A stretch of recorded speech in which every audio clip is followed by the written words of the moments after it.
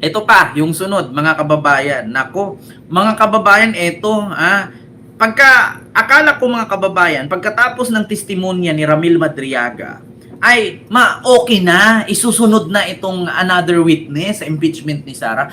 Aba, mga kababayan, si Paulo Marcoleta, naging bobo at tanga, dinala niya lahat. Dinala niya lahat ng sangkatangahan at ang kaidyotan ng mga DDS. Bit-bit ni Paulo Marcoleta. Biruin yung mga kababayan, kanina nilecturan siya ni Laila de Lima, nilecturan siya ni Joel Chua, nilecturan siya ni Jinky Luistro at ni sino pa yon, mga kababayan, nilecturan siya kasi bakit? Maraming mga kongresista ang sinita ni Jinky Luistro.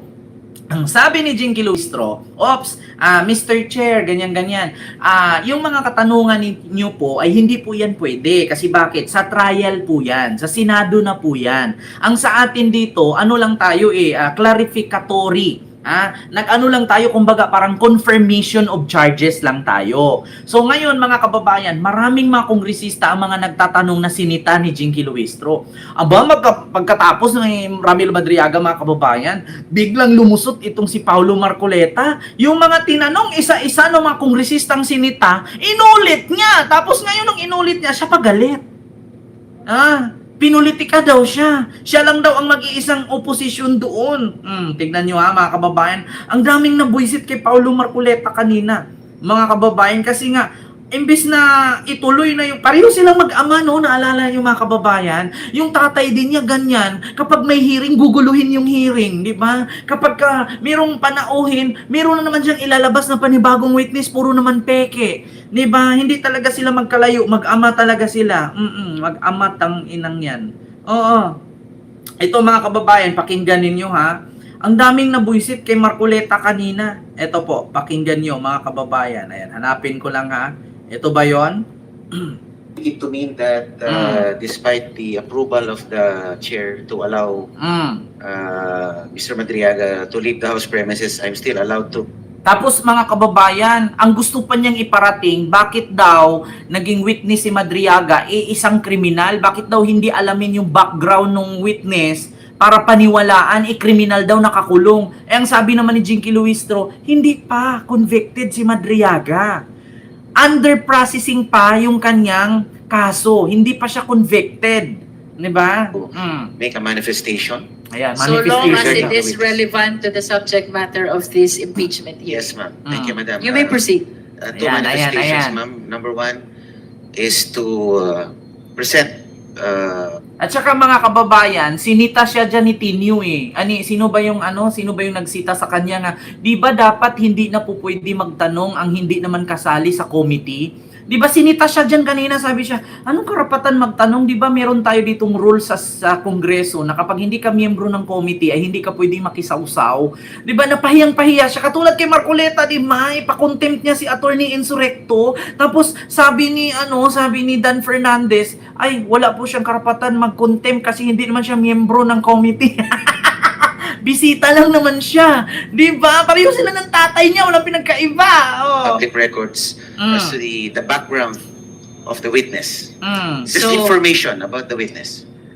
If that pertains to the credibility of resource person Ramil Madriaga, I will Ayan. have to prevent you. Oh, With all diba? due respect, Honorable Marcoleta. Not really ayan. about the credibility, ma'am, but about the character of the witness. The character and the credibility. Ayan na, ay hindi daw credibility ni Ramil Madriaga, pero yung karakter. So gustong mangyari ni Paulo Marcoleta dyan mga kababayan, paano daw at bakit daw papaniwalaan si Ramil Madriaga, kriminal nga daw nakakulong, bakit daw maging witness ang nakakulong. Kaya nga sinupalpal siya ni Laila de Lima dyan sabi niya, bakit si Edgar Matubato, si Arturo Las Cañas, isa naman sila sa mga gumagawa ng kasalanan at kamalian, pwede pa rin sila maging witness kasi nag-confess sila Sa madaling salita, ibig sabihin ng nag-confess, no? Nag-ano sila, kumbaga parang nangumpisal sila na, oo, inamin ko makasalanan ako, oo, inamin ko kami ang pumatay. Pero pwede sila gawing witness kasi inamin nila sila yung nandun sila yung akto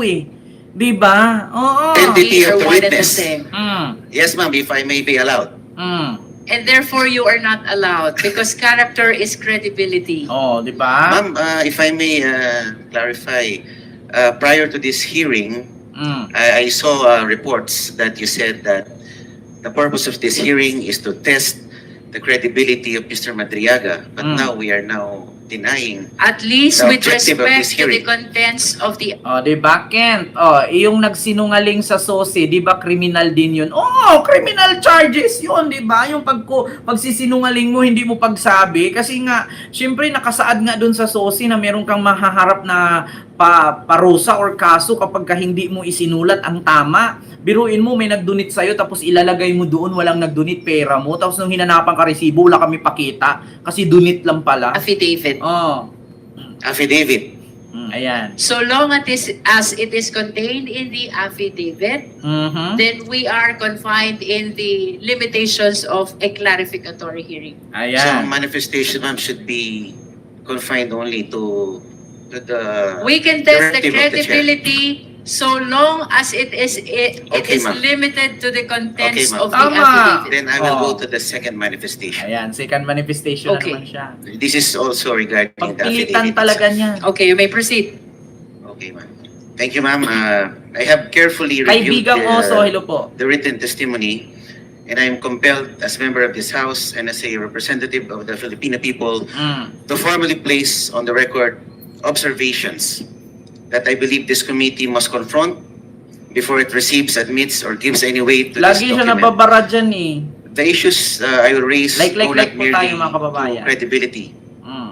but about the it is about the content Ah, of the You need to give this to Ay, your may dog ads lang, mga right kababayan. If you see them pawing, scratching, Diyos or ko, mga kababayan, kaya nga nababara siya dito eh, sa ginagawa niya eh. Oh. Ito pa, walang boses. Wait lang. Mr. Madriaga to leave the house premises, I'm still allowed to make a manifestation. Mhm. So long as it Regarding the is witness. relevant to the subject. Ayan, continue natin. Yes, ma'am, if I may be allowed. And therefore, you are not allowed because character is credibility. Ma'am, Ayan. if I may Sinita na naman clarify, siya. Prior to this hearing, I Di saw ba, sir, reports salamat that po. you said that the purpose of this hearing is to test the credibility of Mr. Madriaga, but now we are now denying At least The with objective of respect this to the hearing. contents of the affidavit. affidavit. Hindi So na- long as it is contained in the affidavit, then we are confined in the limitations of a clarificatory hearing. So Ayan. manifestation, ma'am, should be confined only to the We can test the directive of the chair. credibility so long as it Okay, is ma'am. limited to the contents Okay, ma'am. of the affidavit. Then I will go to the second manifestation. Yan na, may Okay. second. This is also regarding the affidavit itself. Okay, you may proceed. Okay, ma'am. Thank you, ma'am. I have carefully reviewed the written testimony, and I am compelled as member of this House and as a representative of the Filipino people to formally place. Ayan na naman tayo sa representative of the Filipino people. Eh. Ilang Pilipino lang may bumoto sa iyo. Ilan na naman boto ang nakuha ng sagip sagip party list. Tapos representative of the Filipino people. Ang hilig nilang gumamit ng taong bayan, mga kababayan. Ayan na naman tayo sa as being representative of the Filipino people. 'Di ba? Ano ka? Diyos ko, ilan ang boto lang naman yung bumoto sa kanya sa Sagi Party List tapos representative of Filipino people. Nakakabwisit On the yung record, ganyan. Gagamitin yung taong bayan. That I believe this committee must confront before it receives, admits, or gives any weight to this document. The issues I will raise go not merely.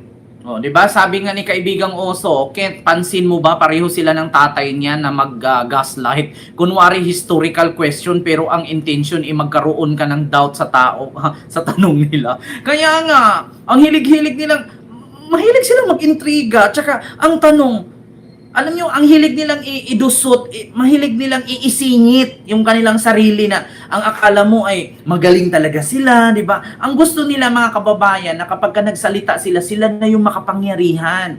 Na ang gusto niya na Halimbawa, ang pinag-uusapan dyan si Ramil Madriaga. Gustong mangyari ni Paulo Marcoleta, isa din siya sa pag-uusapan. Diba? Alam niyo yung gano'n yung mga epal, yung pabida-bida, bobo naman. Diba? To credibility, but Mm. about the it is about the content Mm. of the affidavit itself. Number one, Madam Chair, I respectfully submit the following. Mhm. Number one, the testimony is entirely uncorroborated and Mhm. rests solely on the word of a detained criminal suspect. Mhm. You are touching on the credibility again. Ayan na But naman. this is about It has the been amplified. Diba? Oh, kasi ang sabi niya, testimony daw nung ni Madriaga, hindi daw iniisip na si Madriaga isang kriminal, nakagawa ng kasalanan, nakakulong, bakit daw, diba? Ayan na naman, ang sabi nga ni Jinky Luistro, napakaraming kongresista ang mga nagtanong niyan. Yung kanilang mga tanong lumagpas na. Kaya sa totoo lang, hindi po pwede na ganyan-ganyan kasi nga hindi man to trial clarificatory lang to. Hindi to trial. Ang ginawa kasi ni Paulo Marcoleta, nasa korte siya, hindi naman korte yan eh. Kaya nga nabubutasan sila sa ombudsman eh. Alam nyo, sa Supreme Court eh. Kasi alam nyo kung bakit. Kahit sabihin nyo si Marcoleta, Paulo Marcoleta, not part of the committee, yan ang pwedeng gawing butas ng kampo ni Sara dun sa Supreme Court. Bakit kayo nagtatanong na ganyan? Di ba? Bakit nyo ganito yung ganyan? Alam nyo si Paulo Marcoleta, ano lang siya, ipanira lang siya sa hearing na yan. Ilang beses inulit-ulit ni Jinky Luistro, bawal magtanong ng mga ganyan. Bawal lumagpas sa mga katanungan. Ang tangi mo lang tatanungin, totoo ba? Nakasama mo si Sara? Totoo ba nakilala ka ni Sara? May picture ba kayo? Ganun lang, hindi yung binayaran ka ba niya? May inabot ba siya? Inutusan ka ba niya? Oh, bawal yung ganun kasi pang trial yun eh. Ito kasi clarificatory lang. So ibig sabihin, pag tinanong ka, oh, yung picture na yan, ipaliwanag mo nga kung bakit mo kasama si Sara. Yung time na yan, birthday po ng anak ko yan. O di ganun lang. Oh, baka naman pagdudugtungan mo pa yun, birthday ng anak mo, magkano binigay niya? Bawal na yung ganun. Ang tanong lang kung ano yung pinakita, yun lang ang sa one question, one answer. Parang tatawid ka sa immigration, isang tanong, kailan ka uuwi? Next month po, anong petsa? Ganun lang, hindi yung, ilan kayo magkakasama? 3 po, nandyan po yung aking ganito, aking jowa, yung foreigner, ganyan, tapos ginastusan ako niyan, ganyan. Talagang sasabit ka sa immigration kung marami kang kuda. Pag tinanong ilan kayo magkakasama, 5 po. Ilang araw kayo doon? 5 din po. Saang hotel yan? 8 po. Kailan balik ninyo? Ganyan po. O di, lusot. Diba? Ang ginawa kasi ni Marcoleta, isa-isahin niya yung ilan ang bulbul na tira sa'yo. Ilang beses kayo naglalampungan. Oo, ilang beses mo siya fininger. Ilang beses mo dinilaan. Nung dinilaan mo, anong lumabas? Di ba? Parang ganun eh. Bawal yung ganun. Di ba? Oh, one question, one answer. Di ba? Oh, kaya ang nangyari mga nabubuisit si Jinky Luistro. Pabida kasi si Marcoleta. Kaloka. Diba? Oh. Yun mga kababayan. Panira. Oh, na-rated PG tayo. Diba? Dapat ganun. Isang tanong, isang sagot. Diba? Kaya sa totoo lang mga kababayan, ganyan ang lagi nating pagkatandaan. Diba kapag nag-abroad tayo, dadaan tayo sa immigration, anong sabi sa atin? Ang tanong ng immigration, anong bansa ka, saang bansa ka pupunta? Hong Kong po. Ilang araw ka dun? 5 araw po. Asan yung ticket mo? Back and forth ba yan o one way lang? Back and forth po. Anong petsa ang balik? Ito po. Ilan kayo magkakasama? 5 po. Kasi pag sinabi mo, 5 po, may kasama po akong mayaman, yung isa po engineer, yung isa doktor, yung isa po nurse. Pag binulgar mo yan, paghahanapan ng mga document yun isa-isa. Diba? Oo. Ganon yun. Tapos dapat may itinerary ka na. Oo. Marcoleta, pabida-bida. Tapos na nga tinanong si Madriaga, inamin na nga lahat. Questionin pa ulit. Di nanggigigil, pati si Laila de Lima, sabi ni Laila de Lima. Sabi ni Laila de Lima, hindi naman po pwedeng ganun. Kasi nga, tapos question pa niya yung credibility ni Madriaga, bakit daw ginuhang witness, kriminal, nakakulong, alam nyo naman yung background niya. Ganyan, ganyan. So, porkit ba kriminal, hindi na pwede maging witness? Di ba mga kababayan? Porkit ba kriminal, hindi na pwede maging witness? At porkit ba nakakulong, hindi na po pwede maging witness? Eh bakit? Kung hindi po pwede maging witness, edi sana si De Lima hindi maabsuelto. Edi ba inamin ni Kerwin Espinosa na inipit lang siya at ginipit siya ni Bato, pinilit siyang paaminin kay Laila de Lima kasi pag hindi siya umamin, papatayin ang pamilya niya, o di ba? O kaya naabsuelto si Laila de Lima kasi bumaliktad lahat ng mga nagdiin sa kanya. Kaya nga sa totoo lang mga kababayan, mahirap kasi, sabi ko nga kanina, ito si Piloka na to, siguro ano to, nakapasa ng bar dahil nagdunit ng floor wax. Siguro nakapasa sa bar yan kasi nagdunit ng isang kartong floor wax. 'Di ba? Ganyan uso pa naman yan sa ano mga kababayan sa elementary. Oh, ano ka, pasok ka sa top 10 basta magbigay ka lang ng electric fan. 'Di ba? Oh, pasado ka 90 ang grado mo, magbigay ka aircon. Ganyan eh. Kaya nga napaisip-isip ako, ito ba si Sara at ito si Piloka? Nakapasa ba ito dahil nagdunit ng floor wax?